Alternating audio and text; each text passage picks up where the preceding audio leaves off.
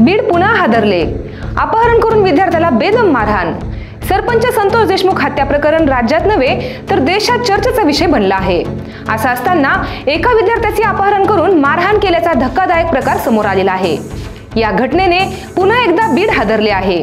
बीडवरून एसटीने प्रवास करणाऱ्या विद्यार्थ्याचे अपहरण करून अमानुष मारहाण करण्यात आली आहे। ही धक्कादायक घटना अंबेजोगाई शहरात घडली आहे। 4 आरोपींविरुद्ध अंबेजोगाई शहर पोलीस ठाण्यात गुन्हा दाखल करण्यात आलेला असून 3 आरोपींना पोलिसांनी सीसीटीव्हीच्या मदतीने ताब्यात घेतले, तर एक अन्य जण फरार आहे। बीडवरून अंबेजोगाईला जाणाऱ्या बसमध्ये थुंकल्याच्या कारणावरून एका महिलेशी या विद्यार्थ्याचा वाद झाला।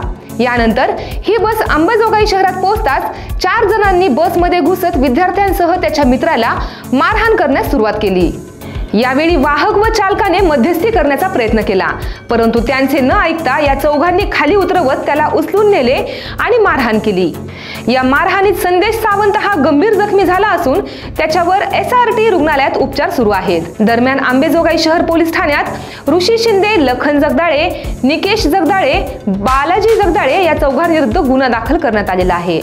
अशाच महत्त्वपूर्ण बातम्या पाहण्यासाठी पाहत रहा लोकाशा टीव्ही न्यूज चॅनल आणि आमच्या चॅनलला लाईक, सबस्क्राईब आणि शेअर करायला विसरू नका।